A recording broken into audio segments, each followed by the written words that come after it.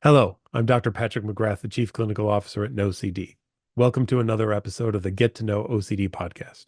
Sometimes you'll have me here telling you about new advances in the world of OCD treatment or various subtypes of OCD. Other times we'll have guests on who will talk about what it's like for them to live with obsessive compulsive disorder. The Get to Know OCD podcast is available on all major platforms, so please subscribe so that you can stay up to date on all of our content. In today's episode, we're going to talk about how to recognize OCD in yourself or others. What are some key things to watch out for? So, there's a lot of people who have thought they have OCD. And in fact, I can't go to a party and tell people what I do without people saying to me, "Oh, I've got a little OCD." In fact, we've got a podcast on that one, so check it out. But some people do have OCD. In fact, we know that about 2.5% of the population will meet criteria for obsessive compulsive disorder at some point in time during their life. So, what are things that you do want to watch out for?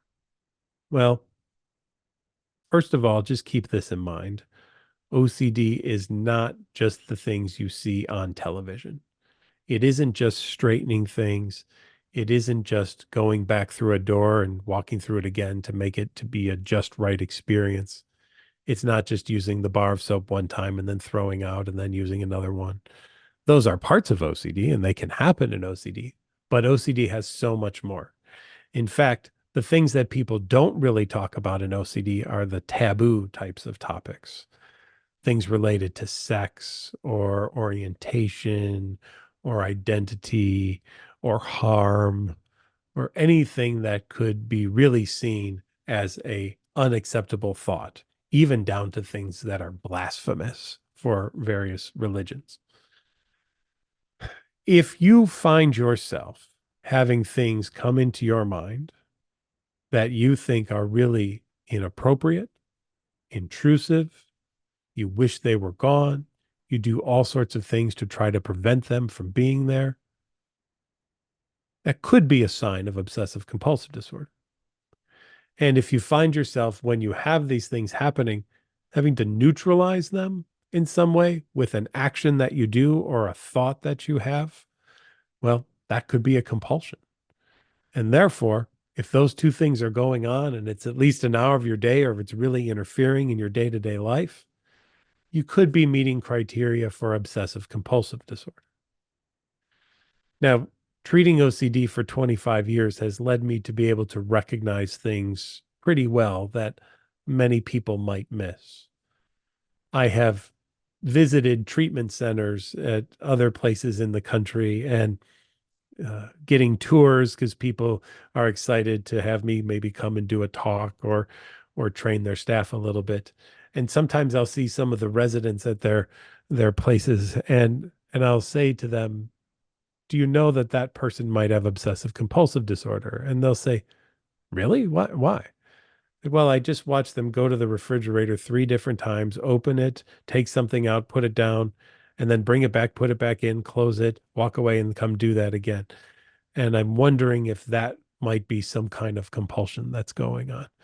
What if they took the food out of the refrigerator the wrong way? And if in doing so, something bad could happen in their life or the food could poison them? And only if they take it out the right way would it be safe for them to eat, something of that nature. So it's even little things like that, that if you don't have OCD, but you're watching this because you think you might know someone who has it, what you want to be looking for are a lot of repeated behaviors or conversations. People with OCD use a lot of safety behaviors. And so you might recognize these safety behaviors in yourself, or you might recognize them in others as well. The first one is avoidance. If you try to avoid things that could be triggering to you, that could be a sign of anxiety or obsessive compulsive disorder. Many people with OCD will try to avoid anything that might trigger an intrusive thought or image or urge. As weird as this will sound, there are people who have huge cleanliness issues in OCD who never take a shower. And you might think, well, that makes no sense, but it does make sense because The shower is so hard for them to do. Once they get started in the shower, they have a ritual or a compulsion that they must follow. And if they don't do it just right, they have to start it over. And some people end up being in the shower for 9 hours or more. In fact, I had once seen someone who was in the shower for so long that she had to go to the emergency room due to the damage done to her skin from being under the constant running water for as long as she was in the shower. So if you're noticing that people are avoiding things, could be a sign. If you're seeing a lot of reassurance seeking from someone, it could be another sign. OCD loves reassurance. Now, there's a difference between assurance and reassurance. I don't mind assurance. I don't mind saying to somebody one time something where they can go, okay, thank you. But reassurance, that's not where we want to go. We don't want to keep repeating that thing over and over. People with OCD very often ask the same question over and over again. And though they love it when you give them the same answer because it feels good, they also secretly love it when you give them a slightly different answer because that means, wait a minute, that's not the same answer you gave me before. Does that mean you've changed your mind? Ooh, looks like we'll be spending several hundred hours talking about this now to see why you gave a different answer today than you did the other days. So beware of this, right? You don't want to get into this push and pull of reassurance. And in fact, unfortunately, many family members of people with OCD are being used for constant reassurance. And family members are always giving this reassurance too, thinking that this will be the best thing for them. Finally, one day I'm going to say this and they're going to get it. I want to tell you right now, that's not going to happen. No one with OCD has ever gotten enough information to the point where they've said, okay, great, thanks. All good. I've finally gotten all the information that I need. Isn't that wonderful? It isn't the way that it works. You're not doing a service to somebody by giving them more reassurance. In fact, when we talk about treatment in other episodes, you'll see that one of the things that we really want to do is pull back from that and have people sit with whatever their intrusive thoughts or images or urges are without getting the reassurance that everything will be fine or okay. Because if telling people they would be fine or okay worked, we wouldn't have an OCD problem. We would just go up to anyone with OCD and say, hey, don't worry about that. It'll be okay. And they would say, oh, thank you so much. That's great. And we just move on with our lives. But it doesn't work that way. The third thing is distraction. Many people will distract themselves and not actually face anything that's uncomfortable. You may have within about a foot of you right now the greatest distractor ever invented in the history of the world, your phone. And many people, when they are faced with something uncomfortable, will get on their phone and go look up something or read something or watch videos of something so that they don't actually have to pay attention to the thing that they're dealing with. Heck, we see this in the fear of flying as well too. If you're afraid of flying, you might do all sorts of things like uh, do some shots before you get on the plane and sit in the middle seat so that you have people on either side of you to hold hands with. You might put a book in front of your face so that you don't see the flames shooting around the steel tube of death. You find yourself hurtling through the sky, and you might put on noise canceling headphones so you don't hear the announcement of Mayday, Mayday, we're going down. And even if you're an atheist, you could say a rosary just to make sure that just in case you're covering all the bases, right? And you do all these things all in hope of, well, wouldn't it be better just to try to make sure that the plane stays in the air? And are these things really hurting anyone anyway? So why not just do them? That's what OCD does. It's this why not just do it kind of thing. Well, why not just do it takes away more and more time of your day and your year and your life. No one with OCD will ever get to a point where they'll do it enough. If those don't work, sometimes people turn to substance abuse. And we know that about a third of people with OCD at some point in time will turn to using substances as a way to manage the intrusive thoughts and images and urges that they have. If this happens, not only do we have to work on treating the OCD, we also have to help people detox off these substances and get them the help they need to learn to live a life without having external chemicals come in to help manage whatever's going on internally. It can be a very serious condition, and people have died from this as well too, right? People have overdosed. So we don't want that to happen. So if you're using substances, maybe there's some underlying reasons that are there as to why you're doing it because you're trying to get a relief from whatever those thoughts or images or urges are.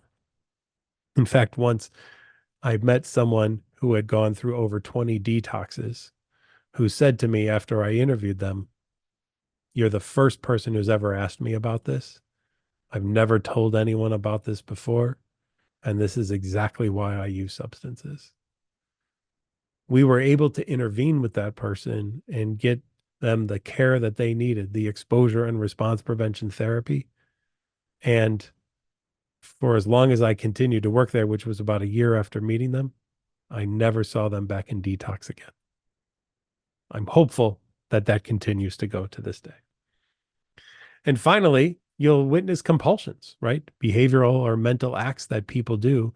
And they're doing these to try to neutralize some of the intrusive thoughts or images or urges that they have. Now, keep this in mind too. Themes can change in obsessive compulsive disorder. There are various subtypes. You might start off with a contamination fear and wash your hands a lot, and then one day have this thought about, but what if I don't love my higher power enough? And suddenly the hand washing doesn't matter anymore because now you're spending all sorts of time saying prayers over and over again and trying to get them just right to make sure that your deity actually does still love you and that they will welcome you into the afterlife that you hope to go to. So it can change really quick. In the end, recognize this. OCD is always going to attach onto something that you love. No one has OCD about something they don't care about. I've never had someone come to a Zoom room with me and say, "Yeah, I've got OCD about this, but I don't really care. It doesn't really bother me because I don't really care about that thing." Nope. Never going to happen. Never has happened. Never will happen. It's not the way that it works. OCD attaches onto the things that you love and care about the most. And it kind of says, I wonder what would happen if something terrible happened about that. Wouldn't that be awful? Maybe you should do blah, blah, blah, just to try to make sure that that thing doesn't actually occur. And that's where compulsions come in. And that's why people continuously get stuck in OCD all of the time out of this belief that is the compulsion that is going to be the most helpful thing for me.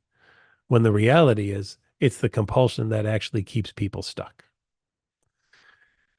If you want to overcome OCD, there's ways to do it. And the best way to do it is through exposure and response prevention therapy. We'll talk more about that in other episodes, but know that treatment and help is available. I hope that this overview has been helpful to you. And if you're interested in learning about OCD, even at a greater depth, subscribe to the Get to Know OCD podcast or check out the No CD YouTube channel as well. In fact, almost every Wednesday night, I do a live webinar where I answer questions about obsessive compulsive disorder. You're always welcome to join, throw some questions in. I try to get to as many as I possibly can. And if you're looking for treatment about OCD, check out nocd.com or treatmyocd.com. And a member of our care team can set up a call with you and have a free 15-minute chat to talk about what's going on and how we might be able to assist you. Further, if you've got a friend with OCD and you want to learn more information about how you can help them, we do what's called a NoCD 411 session where you can chat with one of our therapists for an hour or so, and they can give you all sorts of great info about OCD as well, too. It's not a therapy session. It's a great information session. So check that out as well. Thanks again for joining us. We look forward to seeing you again in the future. And remember, you don't have to live the life that OCD wants you to live. You can live the life that you want to live. See you later.